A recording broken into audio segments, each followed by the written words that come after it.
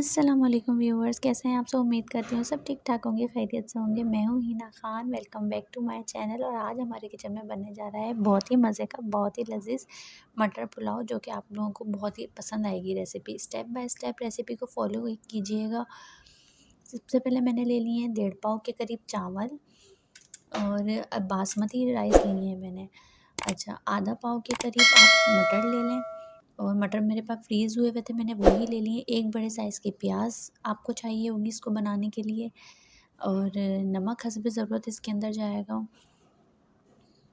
اور اس کے اندر چاول آپ نے اچھے والے لینے ہیں۔ ہری مرچیں جائیں گی 8 سے 10، ٹماٹر جائے گا ایک بڑے سائز کا، لہسن ادرک کا پیسٹ لے لیں آپ 2 کھانے کے چمچے، اور گرم مسالہ ایک بڑی الائچی، دار چینی کے دو دار چینی بڑی سائز کی، اور ایک کھانے کا چمچہ آپ کالی مرچیں لے لیں، تیز پات کے پتے 3-4 لے لیں، اور لونگے لے لیں 4 عدد، اور ایک چمچہ آپ کھانے کا زیرے لے لیں۔ تو پھر چلیں پھر کوکنگ کی طرف چلتے ہیں۔ سب سے پہلے آئل کو گرم کر لیں، 1/2 کپ آئل چاہیے آپ کو، اور اس کے اندر زیرے کو ہٹا کے آپ تمام تر مسالے اس میں ایڈ کریں گے۔ کالی مرچیں میں نے اس میں ایڈ کر دی ہیں، اور چینی اس میں ایڈ کر دی ہے، تیز پات کے پتے میں نے اس میں ایڈ کر دیے ہیں، اور لونگے بھی جتنی تھی ایڈ کر دی ہیں۔ ابھی زیرہ ایڈ نہیں کیا میں نے، کیونکہ زیرہ پھر کالا ہو جاتا ہے، پھر وہ میں اینڈ میں لاسٹ میں بالکل وہ ایڈ کروں گی۔ اب اس کو میں آئل میں پکا لوں گی، یہ تھوڑا موٹا ہو جائے گا، اس کا فلیور آ جائے آئل میں۔ اب میں اس کے اندر شامل کروں گی پیاز شامل کرنے کے بعد پیاز کو میں لائٹ براؤن کر لوں گی۔ آپ کو زیادہ ڈارک براؤن نہیں کرنا، ورنہ اس کا فلیور اچھا نہیں آتا ہے چاولوں کے اندر۔ میں پیاز کو بالکل لائٹ براؤن کر لوں گی، مسالے کے ساتھ مکس کر لوں گی اچھی طریقے سے، تاکہ اس کا فلیور چاولوں میں آ جائے۔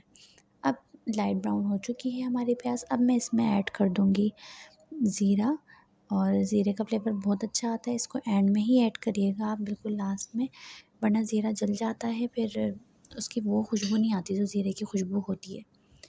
اب اس کو اچھے طریقے سے مکس کر لیں۔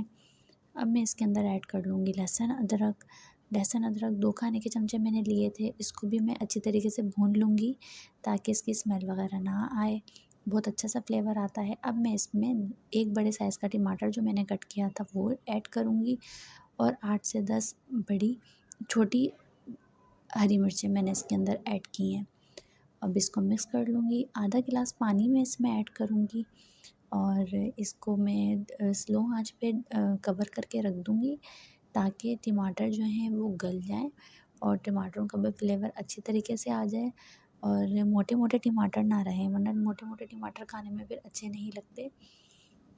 تو میں اس کو تقریباً 5 منٹ کے لیے کور کر دوں گی، تاکہ ٹماٹر گل جائیں۔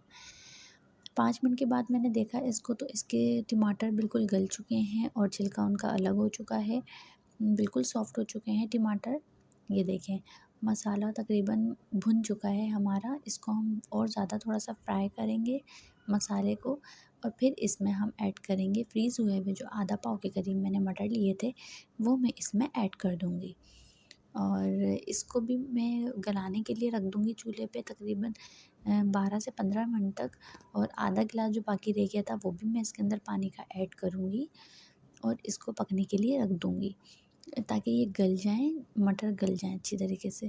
مٹر گلانے بہت ضروری ہوتے ہیں، کیونکہ پھر یہ پیٹ میں درد کرتے ہیں اگر یہ کچے رہ جائیں چاولوں کے اندر۔ تو اس کو کور کر دیا ہے میں نے 12 سے 15 منٹ کے لیے۔ اب یہ دیکھیں اب مٹر بھی گل چکے ہیں ہمارے تمام، اور اس کی خوشبو بڑی اچھی آنے لگتی ہے، اور مسالے کا فلیور بھی مٹر کے اندر جا چکا ہے۔